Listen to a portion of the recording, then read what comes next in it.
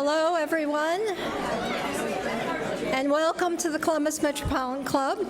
I'm Carol Newcomb-Aludo, Chair of the CMC Board of Trustees. I'm happy to see everyone here today on such a beautiful, sunny but cold day. Please be aware that CMC's traditional audience questions will be submitted in writing today. You will find a piece of paper in your forum flyer for your questions. Please make sure to include your name. About halfway through our program, volunteer members of CMC's program committee will collect these, sort them for appropriate and balanced content, and select the questions to be read aloud. CMC is sponsored today by the Ohio Farm Bureau Federation and Hannah News Service, each represented here by many friends and associates. Please help me thank them.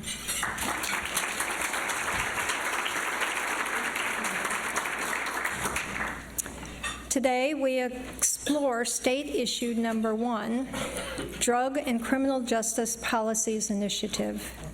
Recent polls reflect that much is unknown about Issue 1 as we head into the final weeks before the election. As in all things, once knowledge, details, and nuances of the fact inform us, our decisions and our conscience are far better off. To that end, we look forward to learning more from expertise and passion of our speakers today. Please welcome, speaking on behalf of Issue 1, Deputy Director for Policy at the Ohio Justice and Policy Center, Stephen JohnsonGrove.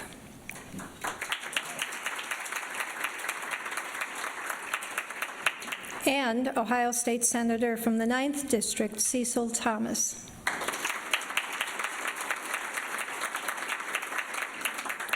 And speaking against Issue 1, Franklin County Common Pleas Judge Stephen McIntosh and Chief Justice of the Ohio Supreme Court, Maureen O'Connor. Now, please welcome our host journalist, Ohio Public Radio and Television Statehouse News Bureau, Joe Ingles.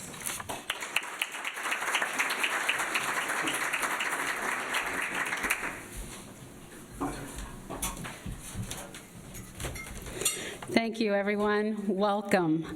We'll start off today with opening remarks, 2 minutes from each side. The anti-side, I believe, won the coin toss. We'll go first. Or the for side won the coin toss. The anti-side will go first, followed by, am I right? Followed by the for side. So each will have 2 minutes, and so Stephen and Senator Thomas, 2 minutes. We're second. You're second, okay. That's right. So we're going this side first, okay. So the anti-side will go first. Here we go. Justice O'Connor and Judge McIntosh. Sorry about this. Thank you. Thank you very much. Thank you, ladies and gentlemen, for taking the time this afternoon. Thank you to the Metropolitan Club for sponsoring this debate. This is probably one of the most important decisions that you will make on Election Day or earlier if you're an early voter. Issue 1 involves the safety of our state, of our communities. Both the proponents and the opponents of Issue 1 agree that treatment for drug addiction is preferable to incarceration of low-level felony drug possession. The positions diverge when the proponents support downgrading felony drug possession to a misdemeanor and by a constitutional amendment, forbid judges to incarcerate addicts under any circumstances. The opponents support and, in fact, do offer treatment instead of incarceration for low-level felony drug possessors. Evidence-based research supports drug courts as the gold standard for the response to drug addiction. An essential component of the drug court and all probation sanctions is accountability by the defendant. Part of accountability is a meaningful consequence for behavior that deviates from the conditions of probation or the program set out in drug courts.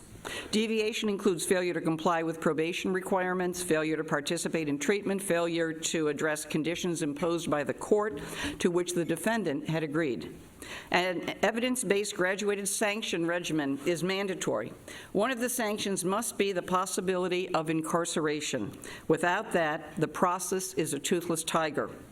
Addicts cannot recover on their own. I think that both sides agree on that. When the proponents say that downgrading felonies to misdemeanors has been done successfully in 12 other states, they fail to acknowledge that measures were not placed in the state's constitution. They were by statute. The danger of the measure in the Constitution is that its provisions cannot be canceled when they don't work. Constitutional amendments are written in stone compared to statutes. We need flexibility to respond, to keep what works, and to jettison what does not. Justice O'Connor, I'll have to stop you there because we are out of time, but I would like the other side to go ahead and make your opening statement. Sure. Thank you. Thank you, Chief Justice, and thank you for all you for coming today to listen to this very important conversation about Issue 1. Issue 1 is about increasing the health and safety of our communities through less incarceration. We have a 50-year track record in this country and in this state of the failed war on drugs and the trends of mass incarceration. We have 50,000 people in our state prison, and there are many there for low-level drug possession. We are wasting money putting them in those prison cells, and we are wasting human lives. We can do better. The opioid crisis that we're facing right now, I was at the dispatch and the thing that hurt me the most was seeing the 2 years ago headline of 3,050 people in state who had died of opioid addiction overdoses, and now knowing that it's 4,800, 14 people dying per day. We can do better. We need to make a significant shift. Issue 1 is that shift. For the rest of my time, though, I really want my friend and my own state senator and neighbor, Cecil Thomas, to take some time. Thank you. I just want to follow up with the current policies we have in place isn't working. We continue to see an escalation in deaths, escalations in our prison population. In other words, it's not working. So we have to think outside of the box. Issue 1 is a methodology by which we will be thinking outside of the box. Is it perfect? By all means, no. But yet and still, it gives us an alternative that has not been tried. Other states have been very successful. The only argument from Chief Justice and others is that, well, it's not in their constitution. The fact of the matter is with the political will of our legislature and the community, the people, if there are any imperfections that may cause some concerns, we can change that. It's just that simple. The fact of the matter, though, is that I see a red sign that means stop. There we go. There we go. Thank you. I apologize. I'm going to throw the first question your way, and it's kind of related to where you were going, so you might be able to finish that thought. This is a proposed constitutional amendment. If it passes, it would be hard to change it. Tell us why you decided to go with a constitutional amendment. Either way. Okay. I'll say the states that have done this to reduce felony drug possession down to misdemeanor, those that have done it by citizen-initiated statutes have protected statutes. So, in other words, the legislature could not repeal it but for a supermajority or after a certain period of time. We don't have that in Ohio. What we have is a legislature which has more than a decade track record of not doing productive reform, and we would do the same amount of work, the same number of signatures gathered, all the big heavy lifting to try to get this thing on the ballot initiative, and literally November 7th, that Statehouse would repeal it. That's what we've seen, and that's why we can't entrust this magnitude of a reform to that legislature. The citizens of Ohio need to take this on for themselves. And I think what Senator Thomas was alluding to is what's sometimes glossed over, the space that's possible in this constitutional amendment for implementation legislation. Yeah, 18 states have decriminalized it. But one of the things I want to stress on is that as a legislator, there's not been a serious political will to take the bull by the horns, if you will, and make some drastic changes. I sat on the recodification committee for 2 years with representatives from all aspects of the criminal justice system. We left our D and our R at the door, and we put our heads together, and we came up with 6 serious legislation. However, that recommendation report is sitting on somebody's desk collecting dust. Okay, Justice O'Connor and Judge McIntosh, I have a question for you related to this. You say the drug courts and the system we have in place now is sort of working, and there are some benefits to it. We're seeing 14 people, as Mr. JohnsonGrove said, 14 people dying every day from opioid abuse. So what evidence do you have that there is something that is actually working now as opposed to this amendment? Good afternoon, everyone, and once again, thank you for coming. I am the drug court judge here in Franklin County, and for those of you that are not familiar with what a drug court is and what one looks like, for persons that agree to get into my drug court, and maybe make that clear, they have to volunteer to get into my drug court. I cannot mandate them to do so. But what it means for an individual that actually gets into my drug court is that for the first phase, I get to see them every single week.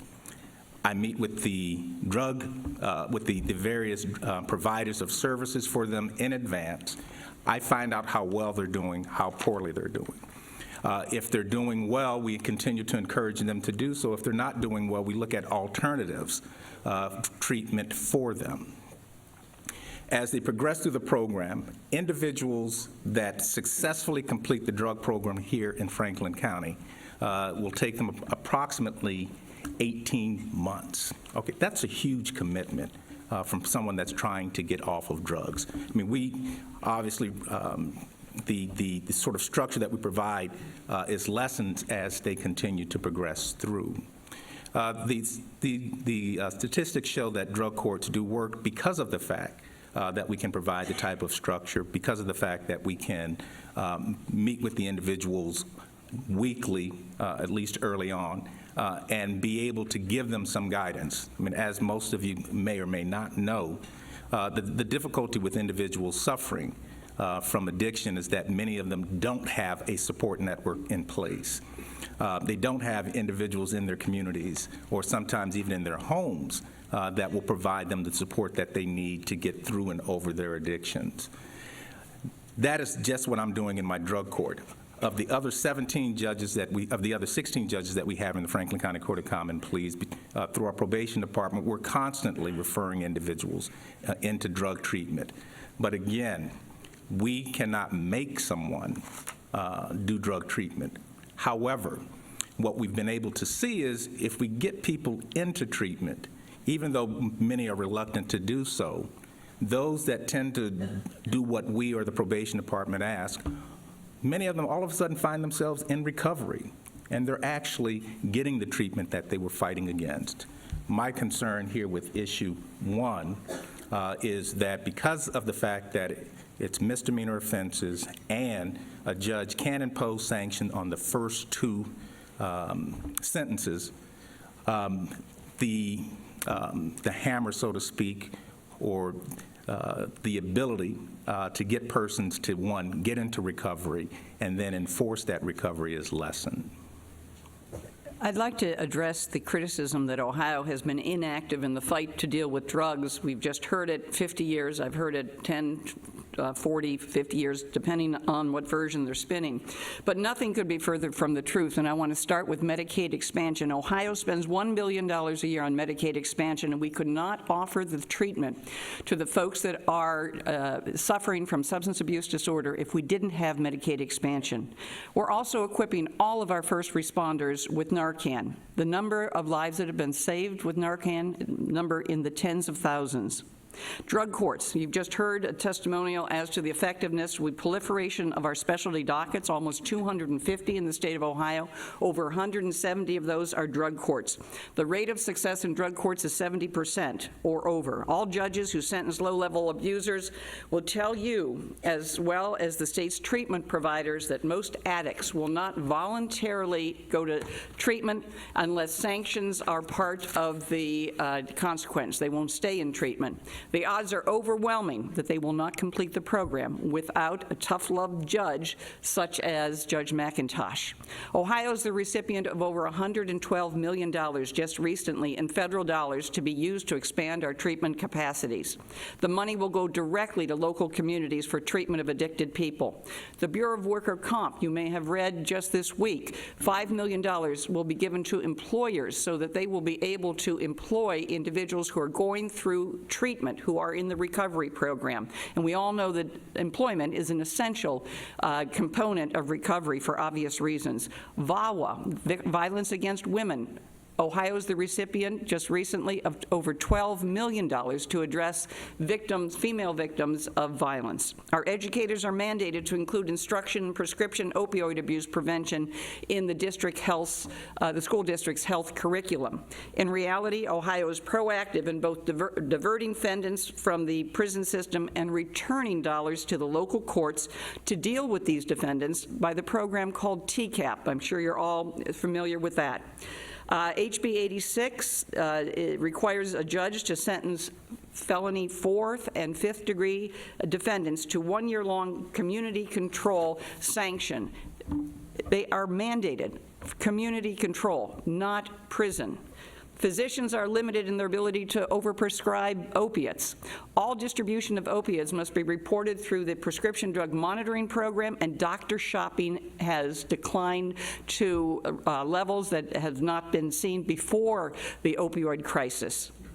Our regional judicial opioid initiative, an information and best practice and policy sharing think tank, involves 8 states. It's been recognized nationally as a model judicial/state response initiative.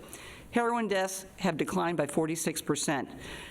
Let me stop you right there, and we're going to kind of shift this to a little bit different area. The passage of this issue would allow some people who are currently incarcerated to be resentenced. How would this affect courts and communities in the long and short term? Stephen and Senator Thomas, I'll let you answer that. That would be sort of an initial phase. I don't know how long exactly it would last, but there'd be a period by which people could petition to have if they're in for felony level drug possession, the amendment operates to allow them to petition to also take advantage of what issue 1 creates, which is a reclassification. So if they're in for one of these 4th or 5th degree drug possession cases, could get it reclassified to a misdemeanor and theoretically be released from prison. This also benefits the untold thousands, and I'm trying to do that number crunching, but many thousands of people in the state who have a felony drug possession case from any time in their past. They also could petition a court to have that reclassified. Presumably, people would take advantage of that near the beginning of the issue 1 sort of era, and that would taper down. And let me add to that, the felony conviction has been a huge barrier to families that have a father, child, father ends up arrested on one of these low-level nonviolent offenses, and they're sent to the penitentiary. As an undercover officer in the Cincinnati Police Department back in the 70s, we used to arrest for drug addiction is nothing new. It's been going on way back. And I worked undercover narcotics, and we used to arrest for these low-level offenses. And a lot of times we had what was called detox centers. Back then, there were about 8,000 individuals in the penitentiary, 8,000. 200 and some of those were women. But then when we had the war on drugs, the culture was prior to the war on drugs, find ways to treat this as a health issue as opposed to a criminal issue. However, when we changed our direction and began to focus on the war on drugs, I was one of the officers making arrests. I would arrest an individual. He may have had a crack pipe.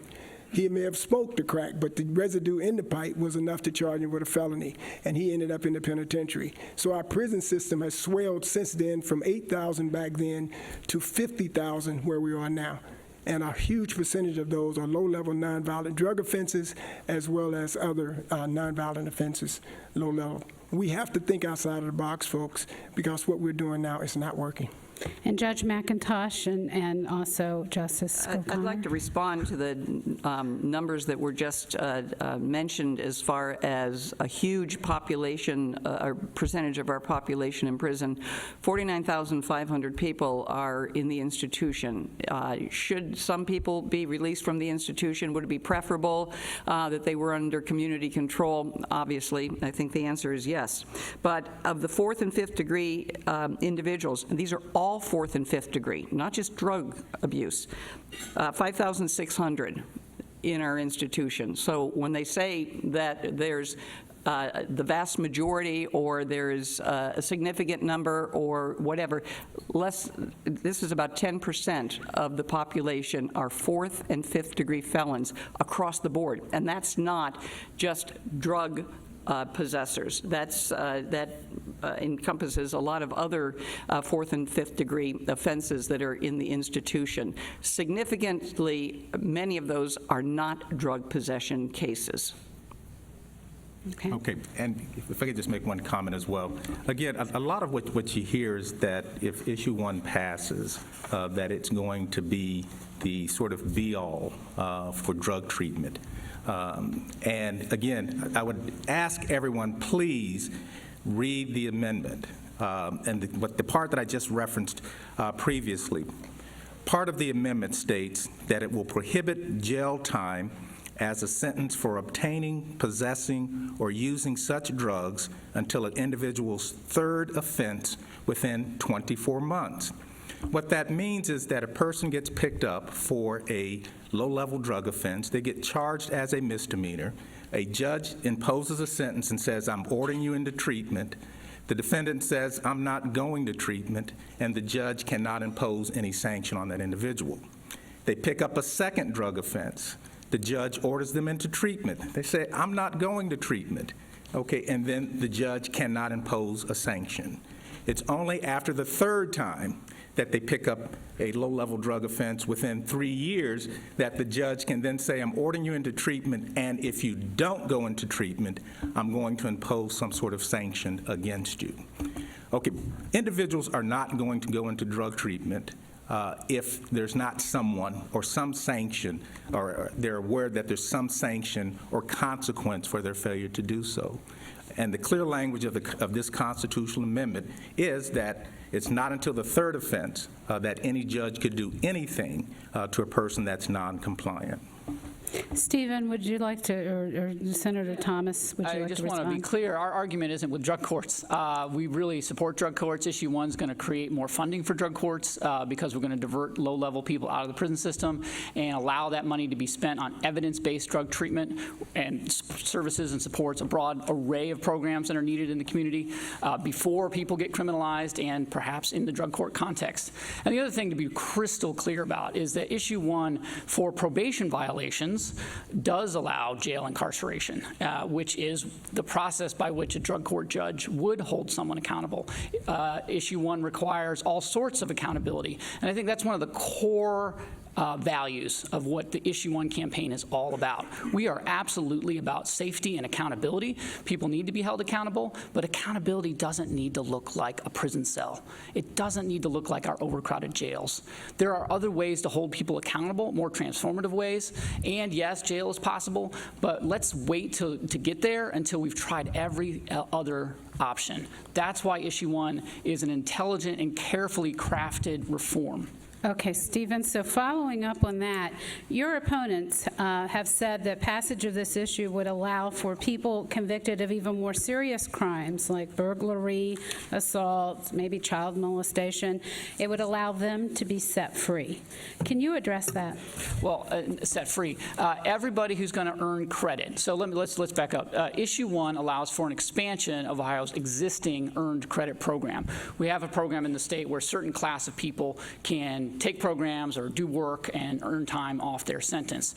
There are 40 states in the country that have an earned credit program of some kind. We are the stingiest of those 40. We give the least number of credit to the least number of inmates. What issue 1 would do is expand that so that more people can earn time and they can earn it at a reasonable rate. It's basically you get for every 2 days of programming, you get 1 day off your sentence. So if you can imagine someone taking a program that's once a week, that's 4 weeks in a month, so that's 2 days off their sentence for 1 month of programming. Alabama gives 20 to 40 days off per month, in some cases 75 days off per month for programs. They give 30 days off just for donating blood. Alaska allows the cap to go up to as much as 33%. The Ohio cap under issue 1 would be 25%. Arkansas gives 30 days per month, as well as 90 days additional for completion of GED or other vocational programming. There are many other states that will be still vastly more generous than we are with earned credit, and I want to reassure you, the sky has not fallen there. There is no indication that public safety has gotten worse, that crime has gone up, that drug treatment has gotten, or drug abuse has gotten worse because of this expansion of earned credit. And I think the most powerful thing for me was when I was at Ohio State a couple weeks ago, and unbidden, that we were doing a debate just about the earned credit piece. And there was a woman who got up, a student, I presume, from the law school, who said, I'm a crime victim, and all I'm hearing you say is you want to keep these people in forever as long as possible. What I want to know for my safety is that when they get out, they're actually a different person. That's what makes me feel safe. So 15 years for someone sitting inside doing nothing versus 12 years, and they've actually turned their life around and have the shot of getting a job when they get out, that's more safe for me. So that's the kind of safety we're talking about when we're talking about expanding earned credit. And Judge McIntosh and Justice O'Connor, what about that?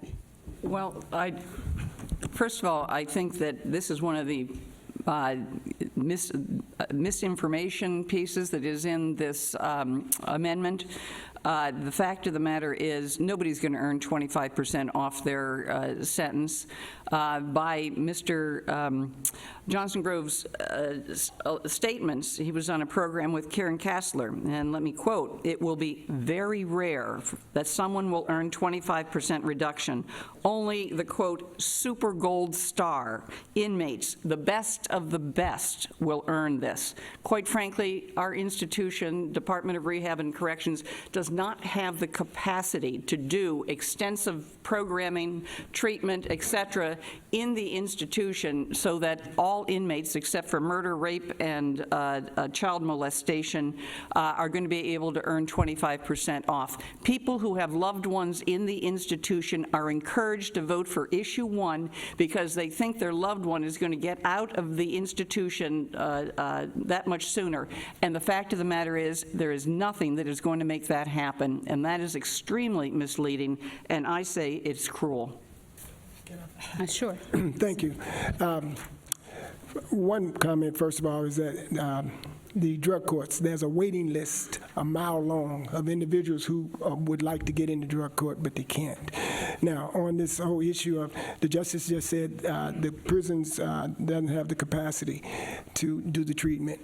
I attended 2 prisons. I went and toured 2 prisons in my last term, and in each one of those prisons I was walking through, and there was one area that was like a barracks, and I saw hundreds of individuals just lying in the beds at 12 o'clock in the afternoon, just sitting there. I said, well, what are they doing? Why aren't they into anything? And they said, well, we just don't have the capacity to get them into the programs.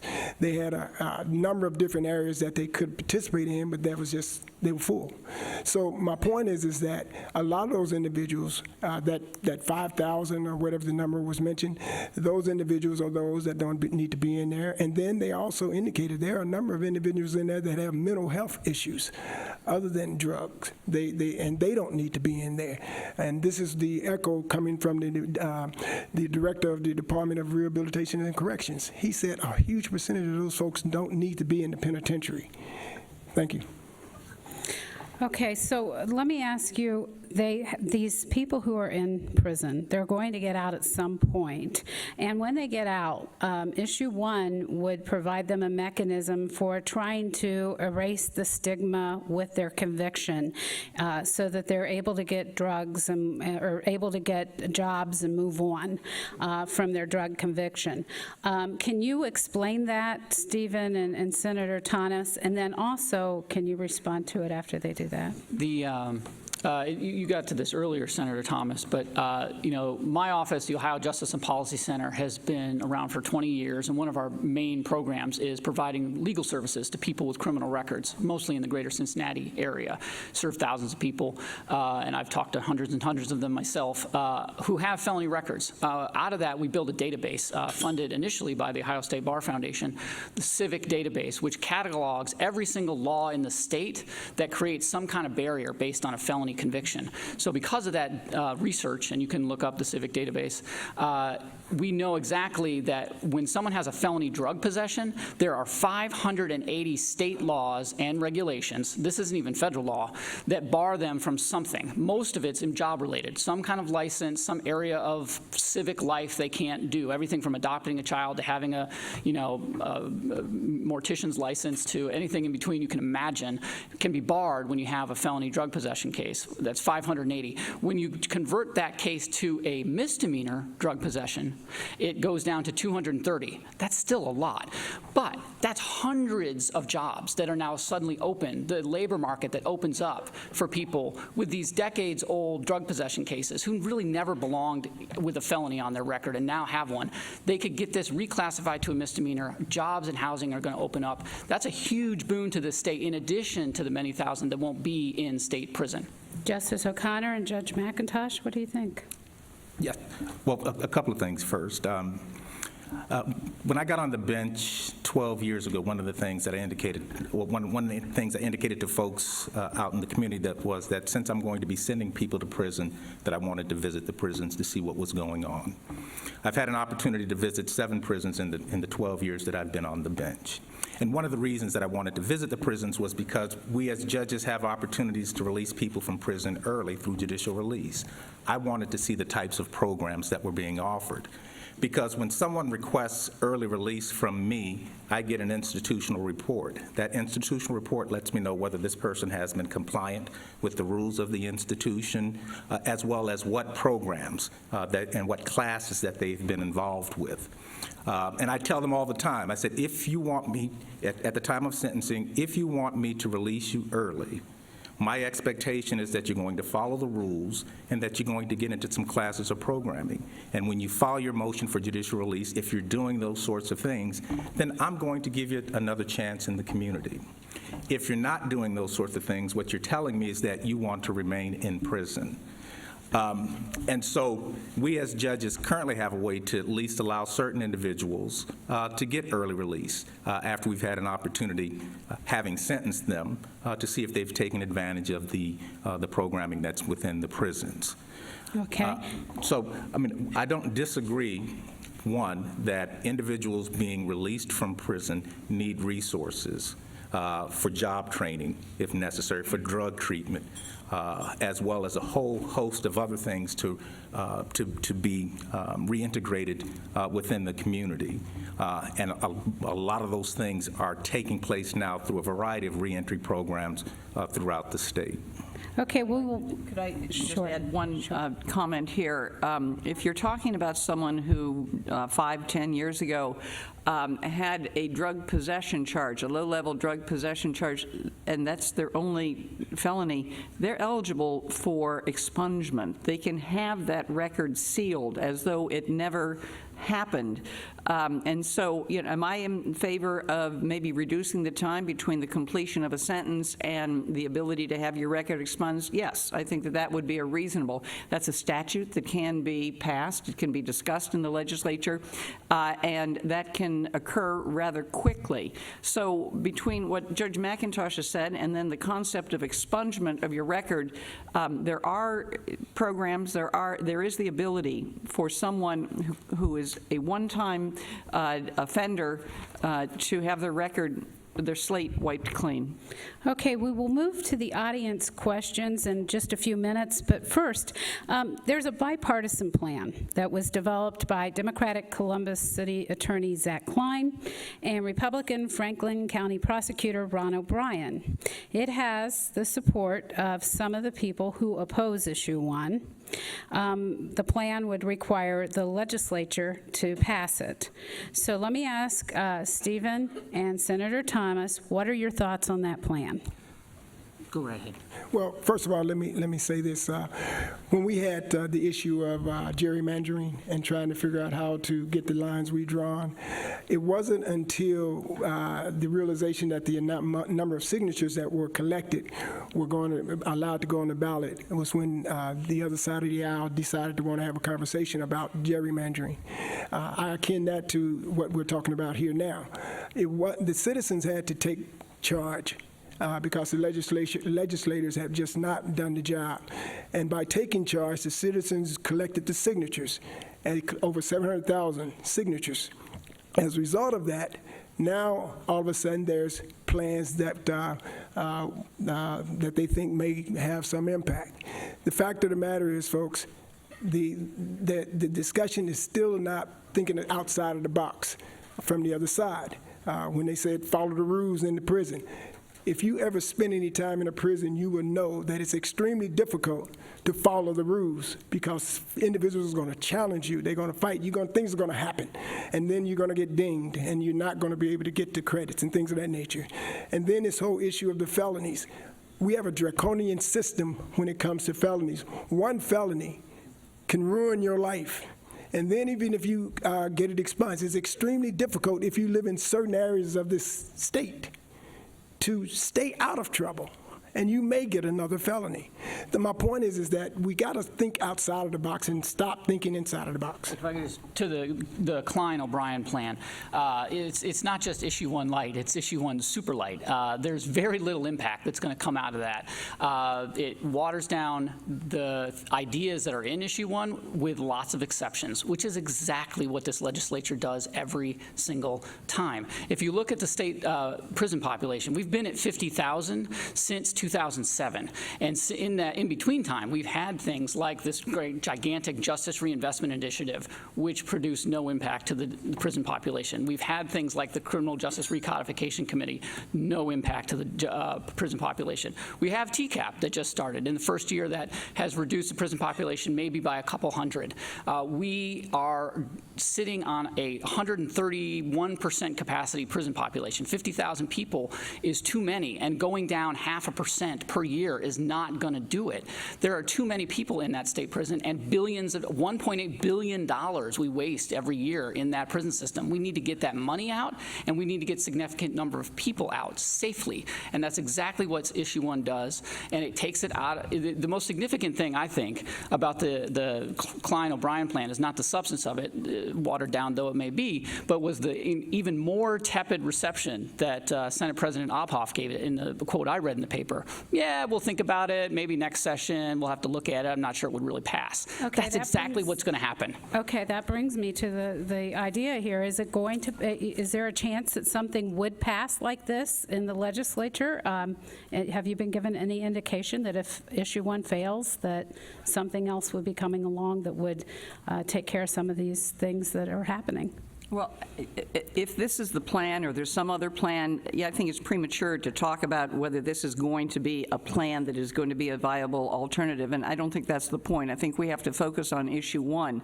One of my biggest problems with Issue 1 is the representation that 700,000 people signed this. Well, keep in mind that half of them were invalid.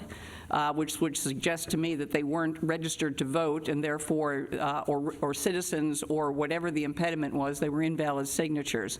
What was said to the people when they signed this petition? Are you for safe neighborhoods? if you are, sign this petition. Who wouldn't sign the petition? Nowhere was it disclosed that judges would not have the ability to incarcerate as part of a drug court program that would help someone on their road to recovery from their addiction. And that's extremely important. I think another really important feature of Issue 1 is that the collection of these signatures on the petition was completely funded to the tune of almost $5 million by entities who don't even live in the state of Ohio. I take particular exception to Mark Zuckerberg or George Soros or someone else who will not have to suffer the consequences that will be visited on the state of Ohio and our citizens if Issue 1 passes. Okay, there will be people who will die. Okay, that will have to be the end of that, but it's the CMC's tradition to take audience questions here, and questions today have been submitted in writing and selected by volunteer members of the Columbus Metropolitan Club's Program Committee to provide balance and cohesiveness. So let's get started with the first question, please. I'm asking this question on behalf of Charlita B. Tavares. We know that there are many individuals who have been incarcerated unnecessarily, disproportionately African Americans and people of color. The Supreme Court and Ohio State Bar Association commissioned the Commission on Racial Fairness report issued in 2000 that indicated racism and discrimination existed from decisions to arrest, charges up through sentencing. Why wouldn't we want to reduce the prison population with those who have a disease and need treatment? Why would you not? Yes. Yeah, wow. Why wouldn't we? I think we would. Thank you, Senator Tavares. We certainly would want to reduce the prison population that way. We certainly want to tackle racial disparities. I think it's really telling that one of the key recommendations out of that racial fairness report is that the judicial system would collect and report data on race disparity in sentencing, in judicial outcomes, in prosecutorial decision-making and charging decisions. That was in 1999. Do you know that we sent a satellite to Saturn, Cassini, and successfully brought photos back from that, and still the judicial system is not reporting racial data. That's what we're saying is the system as it is now is intractable. It is resistant to reform that is needed in this state. Issue 1 will both increase safety and, I think, reduce racial disparity. From the data I've seen coming out of California, for example, with Prop 47, they've reduced racial disparity with the impact of their reforms there that were done through a ballot initiative. And let me add, Please. let me add to that the caveat and relative to racial disparities. Add to that the fact that Ohio is beginning more discussions toward privatization of its prison system. We have 3 private prisons currently in the state of Ohio, and they will be very vastly impacted by Issue 1. And add to that the fact that there are individuals that have received campaign contributions relative to the private prison system. So we have to understand that this is far beyond just an issue of, well, this is not going to be the best way to go. Issue 1 is going to transition an awful lot of situations in the state of Ohio relative to criminal justice. Okay, If I may. You know, I don't think anyone disagrees with the fact that we need to figure out ways to reduce the prison population. I don't think Issue 1 accomplishes that.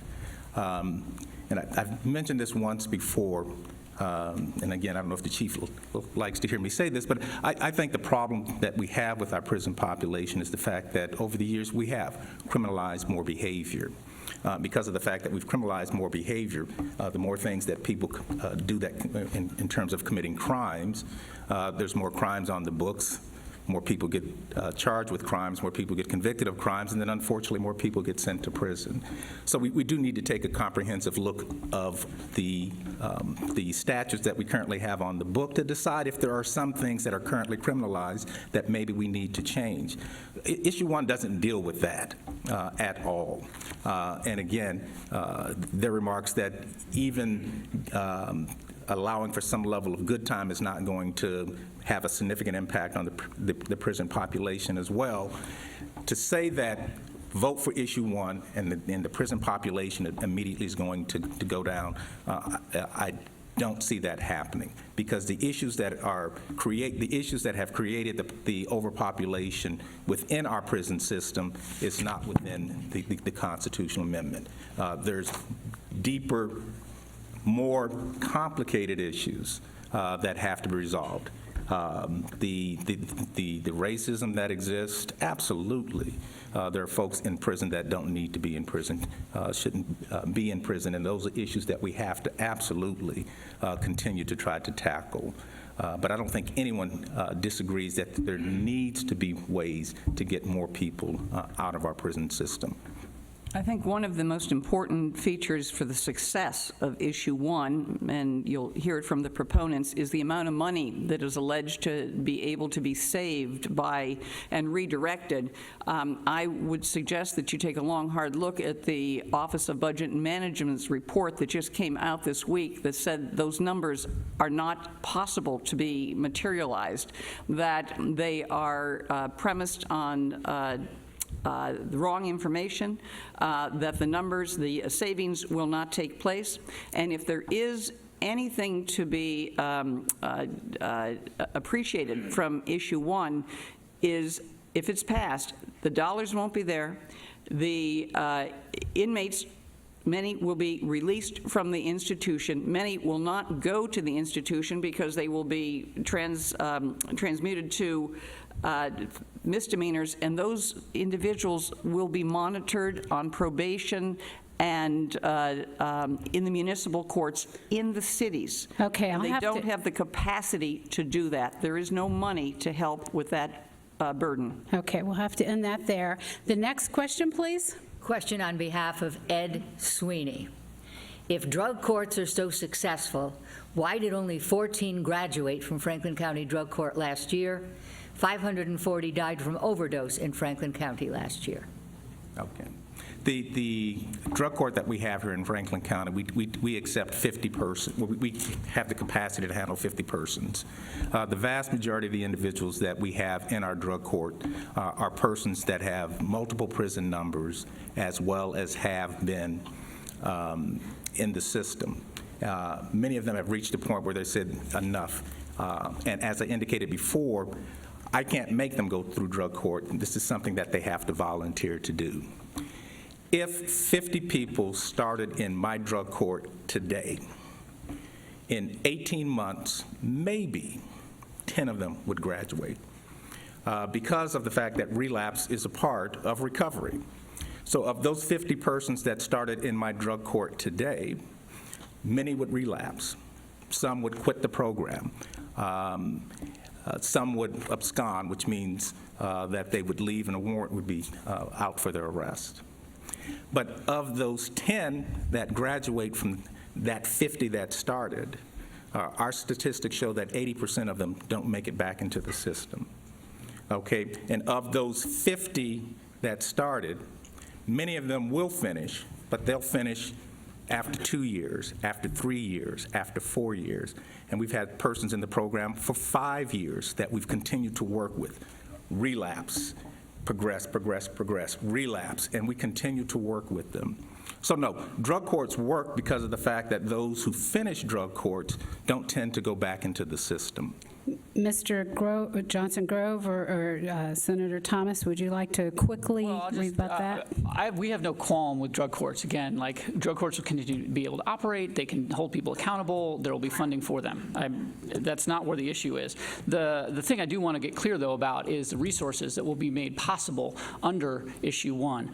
If you are going to read the faulty, politically motivated Ohio Budget Management Report, please also read the one published by Jim Austin, as well as the one by Policy Matters Ohio, both of which project north of $100 million per year saved under Issue 1. Incidentally, because I've looked deeply at all three reports, they all started from the same data. They're all based on DRC, original prison system data. The question is the assumptions they make. What OBM presumes is that every single judge and every single prosecutor will resist Issue 1 to the hilt. That may happen in some places. It certainly happened with Justice Reinvestment Initiative, which is why we got such dampened results with that initiative. But issue 1 is written much stronger than the Justice Reinvestment Initiative, and I'm confident that's why it will have a much better impact than any of those failed pieces of legislation from the past. Okay, our next question. The next question is from Kathy Fox. The question is, would each of the panelists support a change in the Ohio Constitution to allow initiatives that would change statutes, including the restricted statute option mentioned earlier? And if you could respond, why or why not?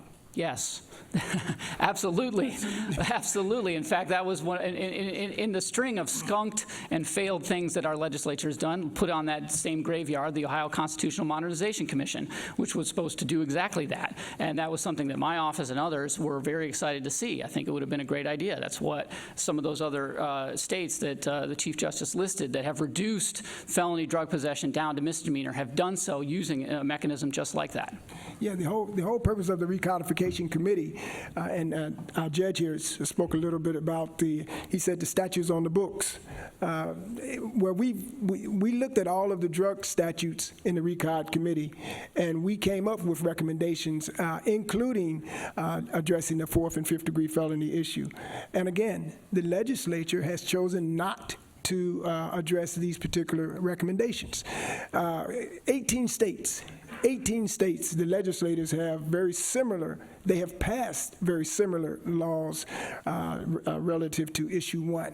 In other words, folks, I keep going back. It takes a political will to get this done, and it has not been the political will of the state of Ohio to get it done. Okay, quickly, Senator, I want the other side to jump in here and give a quick rebuttal, and then we're going to go to closing statements. One of the major differences, and I said this at the beginning, is that any state that has changed their policy on offenses from felonies, low-level felonies, to misdemeanors have retained the judge's ability to incarcerate if there is the need to incarcerate. And that's the big difference here, is that, I've said it once, I'll say it again, you can have 19 grams of fentanyl, enough to kill 10,000 people. It's a misdemeanor, and no judge can put you in jail for that. And you can do it again within 24 months, and the same result. You cannot be put in jail for that. Okay. And I think that's a serious flaw. We're going to have to leave it there. So now we're going to go to the closing remarks. We'll finish with 30 seconds for each side. The anti-side will go first, followed by the for side. So Justice and Judge, it's yours. Look, I'm going to try to quickly summarize an email that I received from a father whose son was in my drug court. And his email says that, I don't believe my son will turn himself in. There was a warrant out for his arrest. No matter how much we tried to convince him, I'm so sorry for the disrespect for you in the courts. I will be forwarding his license plate number, and I will call the Fairfield County Police or State Patrol if he does not come home to Columbus so that we can get him under wraps. He was trying to get his son arrested and off the street. He eventually said, after his son was picked up, that I don't want to give up on my son, because something has to change. And he says, I stated to you that in Ty's court, the drug court, I do not believe that he can make it without the Vivitrol shot. He has to get the monkey off his back. Okay, and that will have to be it for you. For the other side, you have 30 seconds to make your closing remarks. Thank you. Issue 1 will make sure there are more Vivitrol shots for that son. Issue 1 will make sure there is more resources inside the justice system, as well as, most importantly, outside the justice system for the drug treatment that people need in this state. If it's not already open, I know very soon the 1851 Constitution is going to be put on display downtown at the Statehouse. And my favorite part is the big bronze thing around the top. The first sentence of the Ohio State Constitution: all political power is inherent in the people. The legislature has failed to deal with this issue in a meaningful way. Now is your chance to vote yes on issue 1 and get this done. Thank you.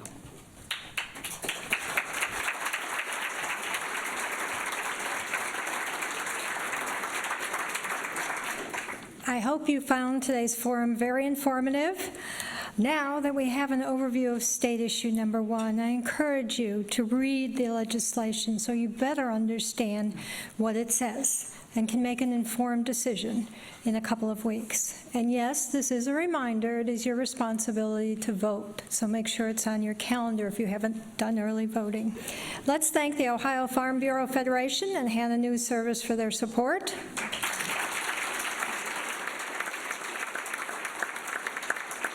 And of course, our speakers, Stephen JohnsonGrove, Cecil Thomas, Stephen McIntosh, and Maureen O'Connor, and of course, Joe Ingles. Thank you. See you this Friday and next Wednesday.